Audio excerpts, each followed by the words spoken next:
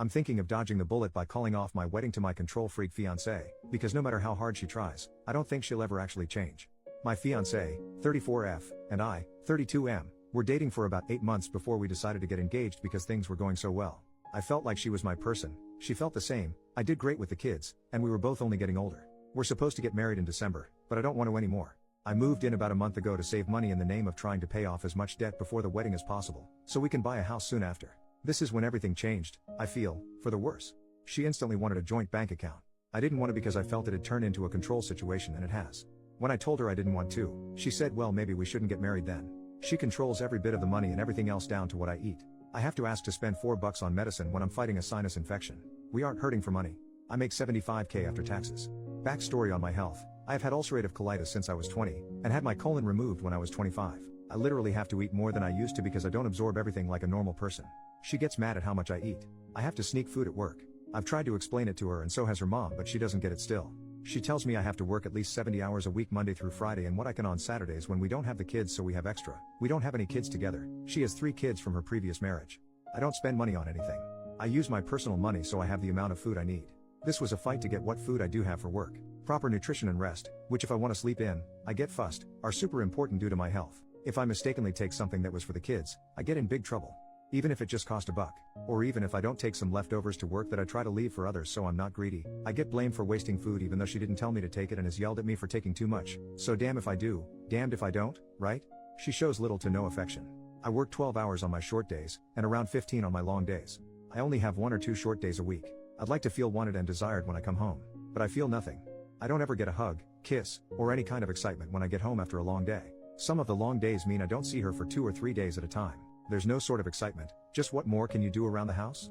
Hell, I've even gotten in trouble for sitting down for 10 minutes when I got home one day because I need to use my time better. I take care of everything around the house, such as yard work, home repairs, doing everything else when no one feels like it. Heaven forbid me if I forget to do one thing after a long day. Getting help from the kids is a chore. I'm feeling used and much like I'm just here to give money, do as much as I can, and if I bring something up, it gets turned back on me. Am I crazy for not wanting to go through with this? We already had a talk about how I can't live like this, and it was good for a couple days, then back to the regularly scheduled program. So I don't feel like anything will ever change, ever. When we had the talk she straightened up a bit, but over the next few days, she made jokes about what I brought up, so I feel like it meant nothing to her at all. I don't know what to do.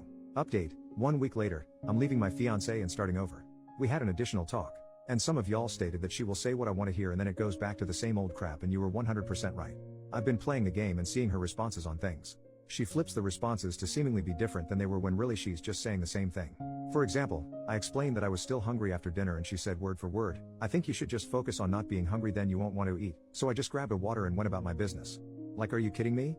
Right after we had the discussion about my body and my condition. Anyway, I've got a plan together. I won't be able to enact this plan till Friday next week. The car we got is in both of our names, but I'm only on the loan as a cosigner. So I'm getting a rental, because I can afford it when some psycho isn't controlling my money, and I'm loading everything I can in there and heading out of town while she's at work. I'll be going to my parents in the next state over. She won't be able to find me, which is good. I'm so getting a new phone and number before I head out of town. I've got my direct deposit changed, new bank account, and while I'm at work I'm calling to get her off my credit card and everything. I'm waiting for the payment to post to the card from our joint account, well, sometime next week, so I'm not stuck with the balance that's on there. I'm also pulling what money is rightfully mine out of the account before I leave and then taking my name off of it. There's a significant amount in there. I'm cutting my losses on what I've already paid towards the wedding and everything else. I don't want that money to taint my new money. I'm expecting her to freak the hell out and blow my phone up, but I don't care. Just getting my plan together has been so liberating. On my way to my parents, I'm meeting a really good friend of mine, who's been here through this whole process, for lunch.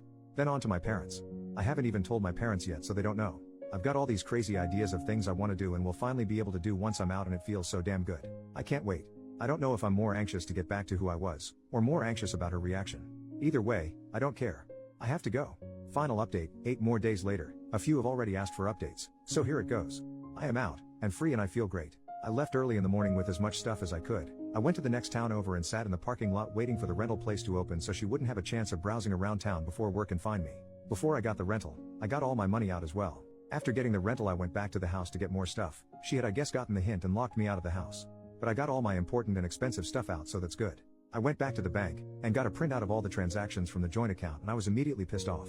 I had to ask for medicine, but there were so many Amazon charges for going out to eat, transfers of money to different accounts and everything. But I had to ask to spend $4 on medicine for a sinus infection. It looks like she was transferring money so I couldn't track it all. I gave the printout to my friend so she can get me a spreadsheet together to track everything easier. While driving down to my parents', 4 hours from where I live, I was able to get all my passwords to every account reset and removed her as an authorized user on everything. Also, before leaving I got a new account and debit card and switched all that over. After meeting with my parents I went to an old friend's, someone I've known for 10 plus years but hadn't seen in 2. Her mom made me a hell of a meal fit for a king. We later went axe throwing and had a good time. I spent the night there and her mom made me a really good breakfast. Her family is such a good family and they consider me a son, so they were happy to have me over. Her mom asked if I just need a key to the house lol. This morning, I drove back to my parents and we went to a flea market and I was able to spend my money on whatever I wanted and it felt so good. This is the life I want to live, not a life constrained by a crazy person. I feel great, I'm doing great. Leading up to leaving I was getting super anxious about it and having trouble sleeping. Hell, I saw my ex Monday and some of Tuesday but because of my schedule, didn't see her for 3 days. No I miss you, no nothing, just messages asking me to do things. Also, on the way down, she didn't try to contact me at all. I left Messenger open and will until everything is buttoned up, but everyone else is blocked on everything. She did try to contact my parents but they didn't answer, thankfully. I've got quite the road ahead of me to get where I want to, but it'll be an easier road to travel than what I was doing. I've already contacted a flight school and will be enrolling to get my private pilot's license in the next few months and I can't wait. It's been a huge dream of mine since I was little. This has been the best thing I've ever done for myself and my well-being. Looking forward to see where things go and where I can take it. Thank you guys again for the sound advice. Only thing I have left to button up is the vehicle we bought, but I ran out of time. I've got a meeting with a lawyer next week to get it taken care of. Much love to y'all. Update, 1 more month later, OP leaves a final comment. I haven't signed on since my last update, but we traded in the car we had together and I got myself something new free and clear of her name. She had 2 friends show up to the dealership. A male friend and female friend. Made me laugh because I showed up with no one. Finally got all my stuff as well. She waited till the last day of course.